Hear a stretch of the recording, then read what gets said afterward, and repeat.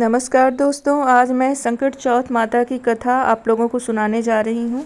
बहुत समय पहले की बात है। एक नगर में दो बहुएं रहती थी, एक देवरानी और दूसरी जेठानी। जेठानी धनवान थी, सुख सुविधाओं से घिरी हुई थी, जबकि देवरानी का जीवन अभावों से भरा हुआ था। देवरानी का पति जंगल से लकड़ी काट कर बेचता था और बीमारी से जूझता रहता था। घर की हालत इतनी खराब थी कि कई बार चूल्हा भी नहीं जल पाता था।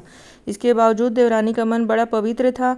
वह पूरे मन से भगवान गणेश जी की आराधना करती थी। गरीबी के कारण देवरानी जेठानी के घर में काम किया करती थी। दिन भर मेहनत करने के बदले उसे कभी बचा हुआ भोजन तो कभी पुराने कपड़े मिल जाते थे। उसी से उसका परिवार किसी तरह जीवन बिताता था।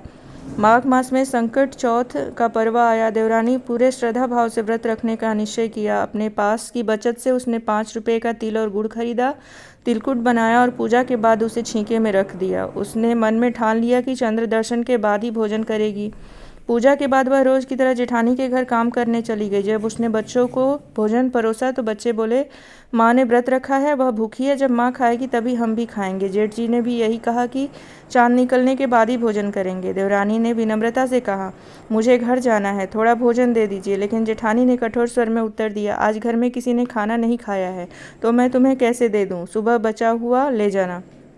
देवरानी भारी मन से घर लौट आई। घर पर पति और बच्चे उम्मीद लगाए बैठे थे कि आज पर्व है, कुछ अच्छा खाने को मिलेगा। लेकिन जब पता चला कि आज रोटी भी नहीं है तो बच्चे रोने लगे। यह देखकर पति अपना आपा खो बैठा। गुस्से में उसने देवरानी को ताने दिए और क्रोध में आकर धोबने और पाटे उससे मार दिया।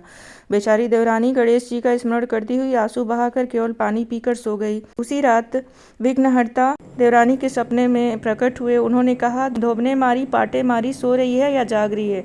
देवरानी बोली, प्रभु कुछ जाग रही हूँ, कुछ सो रही हूँ। गणेश जी बोले, भूख लगी है, खाने को कुछ दो। देवरानी ने नम्रता से कहा, हे प्रभु, घर में अन्न का एक दाना भी नहीं है। पूजा का बचा तिलकुट छीके में रखा है, वही ग्रहण कर लीजिए। गणेश जी ने प्रेम से तिलकुट खाया और फिर बोले, अब कहाँ निपटूं? देवरानी ने कहा, यह छोटी सी झोपड़ी है, जहाँ चाहे निपट जाइए। फिर गणेश जी ने पूछा, अब कहाँ पोंछूं? थकी हुई देवरानी बोली, मेरे सिर पर ही पोंछ दीजिए प्रभु। सुबह जब देवरानी की आंख खुली तो वह आश्चर्यचकित रह गई। पूरा घर हीरे, मोती और रत्नों से चमक रहा था। जहाँ गणेश जी ने सिर पर पोंछा था वहाँ हीरे की बिंदी और टीका दमक रहे थे। अब देवरानी ने जेठानी के घर काम पर जाना बंद कर दिया। जब देवरानी नहीं आई तो जेठानी ने बच्चों को बुलाने भेजा। बच्चों ने लौटकर बताया, चाची का घर तो हीरे मोतियों से भर गया है। यह सुनते ही जेठानी दौड़ती हुई देवरानी के घर पहुंची और सब हाल पूछा। देवरानी ने सरलता से सारी बात बता दी। घर आकर जेठानी ने वही करने की ठानी। उसने पति से जिद करवाई कि उसे धोबने और पाटे से मारे। फिर उसने ढेर सारा घी डालकर चूरमा बनाया और छीके में रख दिया। रात में गणेश जी उसके सपने में भी आए। जेठानी ने घमंड से कहा, मेरे यहाँ महल है, जहाँ चाहे निपटिए, मेरे ललाट पर पोंछ लीजिए। सुबह उठते ही जेठानी ने देखा कि उसका पूरा घर गंदगी और दुर्गंध से भर गया। सिर पर भी मैल ही मैल थी। वह रोने लगी और गणेश जी से क्षमा मांगी। तब विघ्नहर्ता ने कहा, ईर्ष्या और लालच का यही फल है। यदि आधा धन देवरानी को दोगी तभी यह सब साफ होगा। जेठानी ने आधा धन दे दिया, लेकिन एक हांडी सिक्कों की छिपा ली। तब गणेश जी ने वह भी निकलवाकर सुई तक का बंटवारा करवाया। तब जाकर विघ्नहर्ता गणेश जी की माया सिमटी।